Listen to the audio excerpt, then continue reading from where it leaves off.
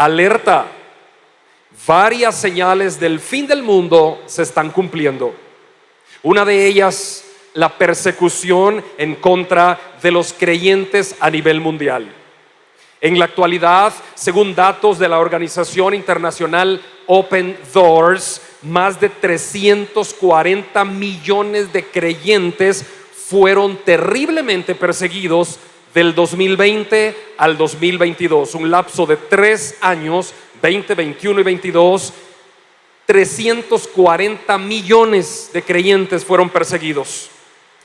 En los últimos 3 años, 4.277 millones de creyentes han sido encarcelados y más de 7.000 templos han sido destruidos. En la última década, la persecución ha ido en constante aumento y la cifra que arroja Open Doors International es aterradora. 8.11% de creyentes están siendo perseguidos en el mundo. 8 de cada 100 cristianos hoy son perseguidos a nivel mundial. Por primera vez en la historia, todos los países analizados en esa estadística están con algún grado de persecución.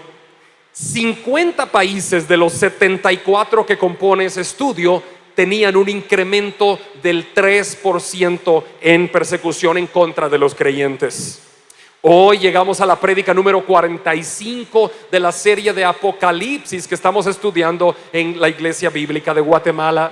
Y nos corresponde leer nuestro pasaje de estudios, el cual se encuentra en Apocalipsis 13, 8 al 10. Leamos. Y adoraron todos los moradores de la tierra cuyos nombres no estaban escritos en el libro de la vida del Cordero que fue inmolado desde el principio del mundo. Si alguno tiene oído, oiga. Si alguno lleva en cautividad, va en cautividad. Si alguno mata a espada debe ser muerto. Aquí está la paciencia y la fe de los santos. Cuando empiece la gran tribulación, estimados hermanos, ustedes saben, la tribulación, un periodo de 7 años, y la gran tribulación a la mitad de esa semana de 7 años. Cuando empiece la gran tribulación, mucha gente estará adorando literalmente el gobierno que empezará a surgir del anticristo.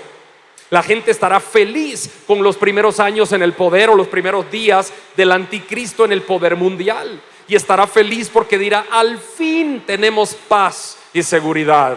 Al fin tenemos alimento en la casa. Al fin hay igualdad entre todas las personas del mundo. Al fin los medicamentos llegan a tiempo. Al fin los hospitales nacionales están atendiendo a cualquiera con una atención de primer nivel. El anticristo logrará eclipsar y polarizar a la población mundial. Todas las personas cuyos nombres no están escritos en el libro de la vida del Cordero adorarán literalmente al anticristo y al mismo Satanás, como lo vimos el domingo pasado.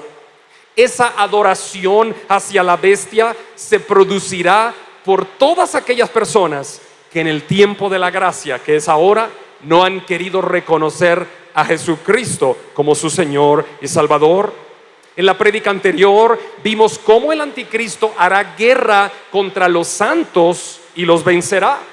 Entonces, al ver el resto de la población que los creyentes están siendo perseguidos y vencidos por el anticristo, al enterarse la gente no querrá que el anticristo les quite la vida, no querrá que el anticristo les encarcele. Entonces los tibios espiritualmente se rendirán en adoración al anticristo. Cuando surja el falso profeta con el número y la marca de la bestia, y cuando la gente con sus cuentas de banco no pueda retirar su dinero porque simplemente no se va a poder hasta que tenga la marca de la bestia en su mano derecha o en la frente, ahí en ese momento muchos tibios espirituales cederán ante la presión del gobierno mundial del anticristo y accederán a ser marcados con tal de no perder su dinero. La Biblia dice, ya lo vamos a ver en próximos domingos, que ninguno podrá comprar ni vender. Eso quiere decir, nadie podrá alimentarse en esa época si no tiene la marca de la bestia. Y con toda esa presión encima, mucha gente se doblegará. Y muchos dirán, no, solo márcate, tranquilo, no pasa nada. Ven, pon tu mano ahí. Ahora ya no usas tarjetas, ahora con tu mano o con tu frente, etcétera. Y muchos caerán en la tentación de no perder su vida, ni su dinero, ni sus bienes, ni nada. Y se arrodillarán literalmente ante la imagen del anticristo o ante el mismo anticristo. La imagen del anticristo será levantada por el falso profeta. Y mucha gente por miedo lo hará. Pero los verdaderos cristianos no tenemos que vivir en temor ni en angustia, porque Él, Jesucristo, es nuestro libertador, nuestro salvador, y Él estará con nosotros y nos protegerá. Hoy es el día en el cual debemos decidir a quién vamos a adorar. O adoramos hoy a Jesucristo, o adoraremos al anticristo en un futuro cercano, cuando toda la presión esté sobre la humanidad. Dios demanda de nosotros verdadera adoración. Pastor, ¿qué es adoración? Adorar al Señor no tiene nada que ver con cantar. A veces nosotros, los que cantamos o estamos en grupos de alabanza, decimos una canción de alabanza y dos de adoración. Y a las de adoración las encasillamos en la música tranquila. No, tú puedes adorar al Señor con una música alegre, con una música que te mueva. Tú puedes adorar al Señor sin música, porque adorar al Señor no tiene nada que ver con cantar. Adorar al Señor es un estilo de vida. Es la hora que los verdaderos adoradores adorarán al Padre en espíritu y en verdad. Adorar al Señor es con tu vida, entregados de cuerpo entero a Él. Utilizamos la música porque nos agradan las letras de las canciones para llegar a decirle al Señor cuánto le amamos, cuán majestuoso es. Él merece la gloria y la honra. Y por medio de la música adoramos también. Pero la verdadera adoración es un estilo de vida. Miremos lo que dice Romanos 12:1. ¿Qué dice Romanos 12:1?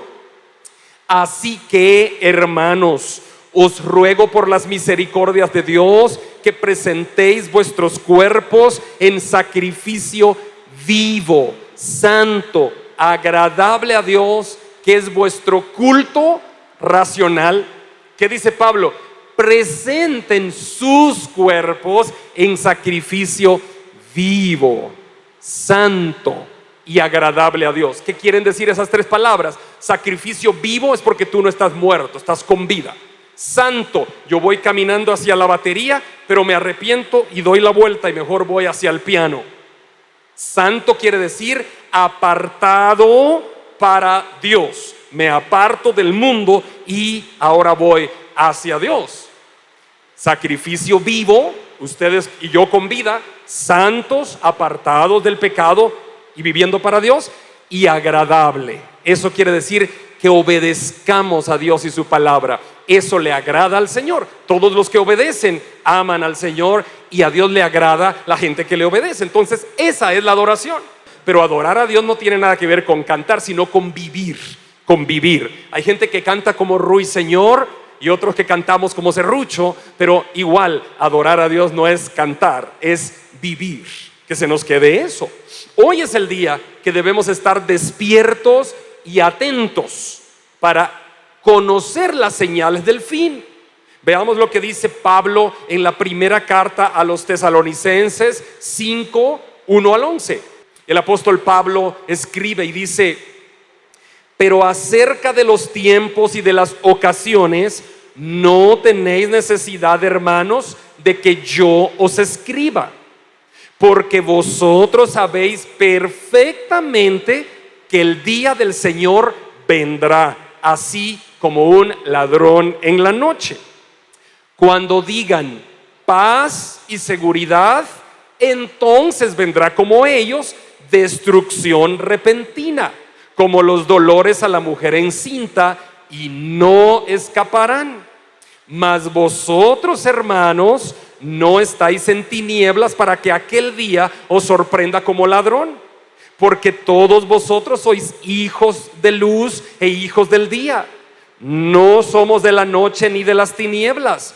Por tanto, no durmamos como los demás, sino velemos y seamos sobrios. Pues los que duermen, de noche duermen, y los que se embriagan, de noche se embriagan. Pero nosotros que somos del día, seamos sobrios, habiéndonos vestido con la coraza de la fe y de amor, y con la esperanza de la salvación como yelmo.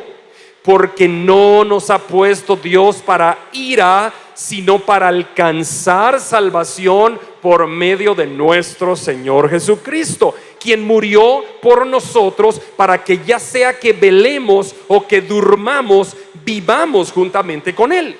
Por lo cual, animaos unos a otros y edificaos como lo hacéis. Hay dos tipos de ira. Aquí el pasaje está diciendo que Dios no nos escogió para la ira de Dios. Dios se va a irar contra las naciones y Él va con brazo fuerte a derrotar a todo ese gobierno del anticristo y a someter con vara de hierro a las naciones, como ya lo estudiamos. Pero para esa ira no estamos criados nosotros.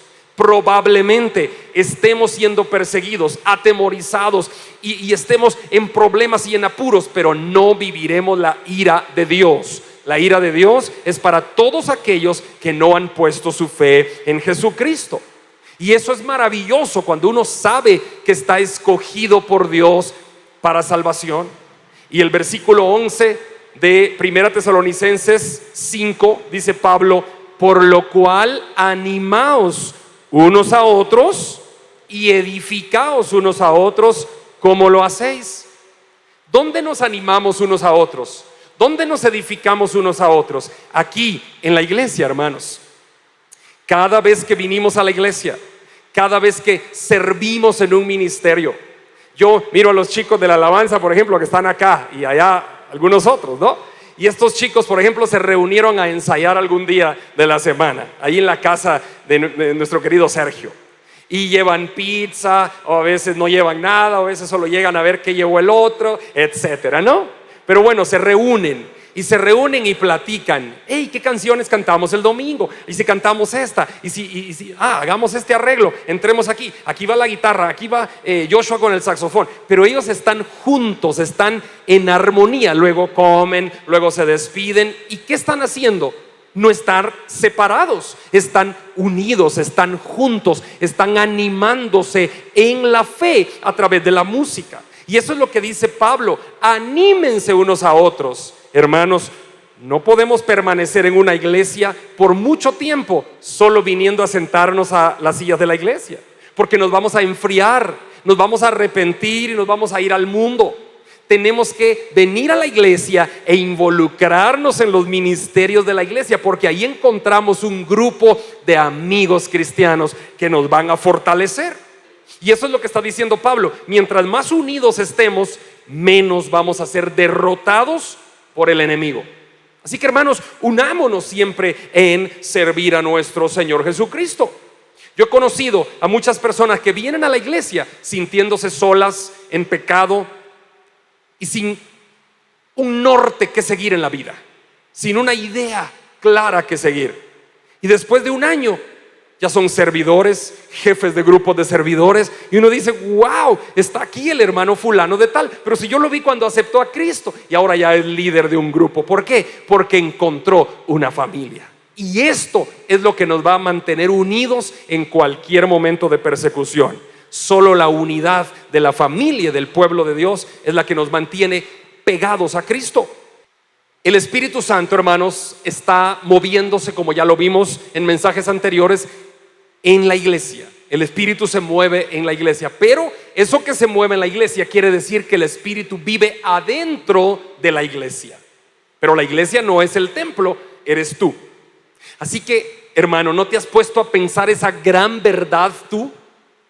A veces tú sintiéndote de menos, sintiéndote que no puedes salir adelante, sintiéndote que ¿por qué me pasa esto a mí?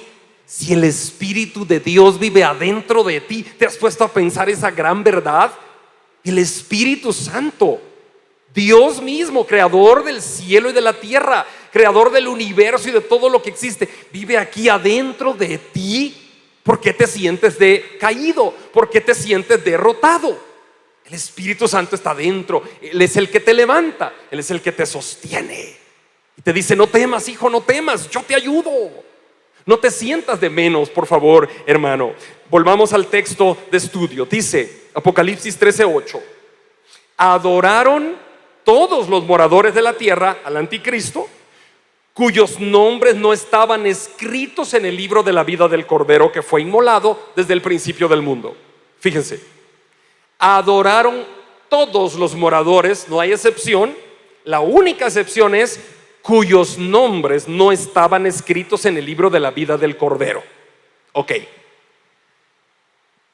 ahí está clara la situación que va a pasar en el gobierno final mundial. Todos se van a postrar por miedo o porque realmente el anticristo ha ganado con el mensaje populista el corazón de la gente, y se van a postrar en adoración. Y ahí, en ese momento, los verdaderos creyentes tendremos que permanecer firmes en la fe de Cristo. Hermanos, tenemos que mantenernos firmes en Jesucristo. Sigamos estudiando. Vamos al versículo 9. Apocalipsis 13:9. El que tiene oído para oír, oiga. ¿Qué significa eso? Esa frase la dice nuestro Señor Jesucristo constantemente en los evangelios. El que tiene oído para oír, oiga. Eso dice Jesucristo. ¿Y qué quiere decir? Quiere decir: ya están advertidos. Eso quiere decir: el que tiene oídos para oír, oiga. Eso quiere decir, en otras palabras, ya están advertidos. Ya están advertidos. Eso va a suceder. Si tienen oídos, oigan, presten atención, porque eso va a suceder. Eso es lo que está diciendo nuestro Señor Jesucristo. Pero el apóstol Pedro, miren qué magistralmente desarrolla este tema en la primera epístola de Pedro 1:18 al 21. Primera Pedro 1:18 al 21. Dice así: sabiendo que fuisteis rescatados de vuestra vana manera de vivir, la cual recibisteis de vuestros padres, no con cosas corruptibles como oro o plata, sino con la sangre preciosa de Cristo, como un cordero sin mancha y sin contaminación, ya destinado desde antes de la fundación del mundo, pero manifestado en los postreros tiempos por amor a vosotros, y mediante el cual creéis en Dios, quien le resucitó de los muertos y le ha dado gloria, para que vuestra fe y vuestra esperanza sean en Dios. Lo que Pedro está diciendo es: así como Cristo padeció, así como Cristo fue llevado incluso a la cruz, fue clavado en esa cruz, derramó su sangre y entregó su vida, asimismo ustedes pudiera ser que tengan en algún futuro algún tipo de persecución, pero no claudiquen, mantengan la fe en Dios por amor a Jesucristo. Eso es lo que está diciendo el apóstol Pedro. No claudiquen, hermanos. Ahora, guarda lo que tienes, retén lo que tienes y guarda tu salvación con temor y temblor. No vaya a ser que por estar con un pie en la iglesia y otro pie en el mundo, en aquel día nos demos cuenta que no éramos salvos y solo creímos que éramos. Y por eso la Biblia dice que en aquel día muchos dirán: Señor, si yo en tu nombre predicaba, en tu nombre echaba fuera demonios, en tu nombre sanaba a los enfermos. Y Dios dirá: no te conozco. Muchos sentados en las sillas de la iglesia no van camino al cielo. Eso es bíblico. Pastor, pero ¿y seré yo? ¿Se recuerdan de la parábola del trigo y la cizaña?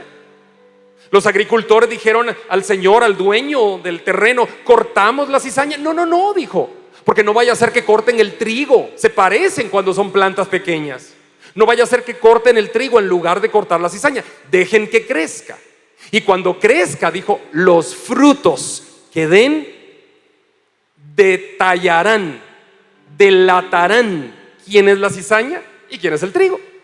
Y ahí sí, la cizaña se corta y se quema, y el trigo se corta, pero se utiliza para alimento. Siempre en una iglesia va a haber personas que llegaron o por querer encontrar una novia o un novio cristiano, o por querer ver, es que me gustan esas canciones, es que me apasiona estar ahí, me gusta ese ambiente, pero no han decidido ser cristianos. ¿Cómo tú sabes que eres cristiano? Simple. Tú sabes que eres cristiano si obedeces a Jesucristo. Punto. ¿Qué dice Juan 3:16? Porque de tal manera amó Dios al mundo, que dio a su Hijo unigénito, para que todo aquel que en él cree no se pierda, mas tenga vida eterna. Creer significa obedecer, para que todo aquel que le obedece no se pierda. ¿Obedeces tú a Jesucristo? Si no, no eres cristiano. Eres fanático del cristianismo, pero no eres cristiano. Cuando tienes dos caminos, el camino del pecado y el camino correcto, ¿qué eliges? Si eliges constantemente el camino de pecado, si constantemente estás cayendo en el mismo pecado, no eres cristiano. Y la Biblia dice, aquel que reprendido endurece la cerviz, de repente será castigado y no habrá para él medicina. Así que, hermano, ¿cómo sabes que eres cristiano? El Espíritu mismo da testimonio a tu espíritu que eres hijo de Dios. Cuando tú obedeces la palabra, cuando tú obedeces a Jesucristo, tú estás en el camino hacia la eternidad. Pero el cristianismo no se vive en tus fuerzas. Tú en tu fuerza o yo en la mía somos pecadores viles y miserables. En nuestra fuerza no podemos, pero en la fuerza de Cristo sí podemos. Y como dice Pablo en Filipenses 4:13, todo lo podemos en Cristo que nos fortalece. ¿Cómo sabemos que somos cristianos? Cuando lo primero en nuestra vida es Cristo. Hay gente que tiene primero en su vida el negocio, primero en mi vida la casa nueva que quiero hacer, primero en mi vida el terreno, primero en mi vida el título en la U, primero el empleo que tengo. Es que quiero ascender en esta escala y llegar hasta la cúpula de la empresa o de la organización. Cuando primero tienes otra cosa, piensa, ¿será que soy cristiano? Pero cuando primero tienes a Cristo, y Cristo es el fin final de tu vida y el principio de todo lo que haces, eres cristiano. ¿Quién es cristiano? Aquel que reconoce que Jesucristo murió en la cruz, que fue a la tumba, pero que resucitó y vive para siempre a la diestra del Padre, y le recibe no solo como Salvador, sino como Señor de su vida. Él es cristiano. ¿Quién es el Señor? El que manda, el que gobierna. Hay gente que recibió a Cristo como Salvador, pero no como Señor. No quieren someterse al señorío. Si tú no te sometes a Cristo, probablemente en el futuro estarás sometido al anticristo. Pasaje final, versículo 10, Apocalipsis 13:10. Si alguno lleva en cautividad, va en cautividad. Si alguno mata a espada debe ser muerto. Aquí está la paciencia y la fe de los santos. ¿Qué significa eso?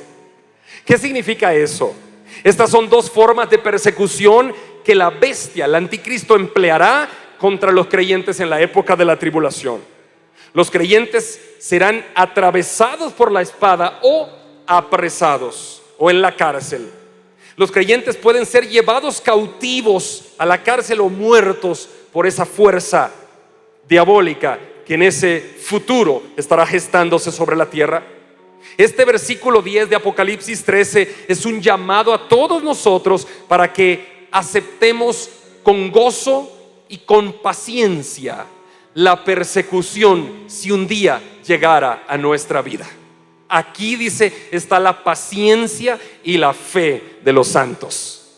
Si no fuéramos a estar sometidos a esas pruebas, la Biblia no dijera nada de esto. Pero si dice que aquí está la paciencia y la fe, es porque Cristo da por sentado que en algún momento vamos a sufrir persecución. Y aquí es donde necesitamos paciencia y necesitamos fe. Este texto es un llamado fuerte para nosotros los cristianos a perseverar en la fe, sabiendo que Dios vengará a los justos de toda persecución. En otras palabras, hermanos, si por guardar la fe, si por ser cristianos o por predicar nos persiguen, nos apresan o nos quitan la vida, entreguemos nuestra vida con gozo, porque el anticristo ni cuenta se dará que mientras más se deshaga de los cristianos, más rápido los está enviando a la presencia de Dios. Y por eso ya lo que estudiamos en domingos pasados dice que debajo del altar estaban las almas de los decapitados que pedían justicia, y esa sangre clamaba por justicia. Es todo lo que ha pasado y pasará con la persecución hacia la iglesia.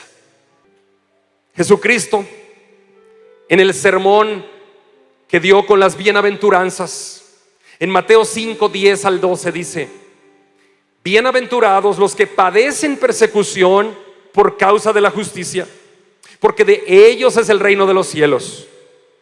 Bienaventurados sois cuando por mi causa os vituperen y os persigan y digan toda clase de mal contra vosotros mintiendo.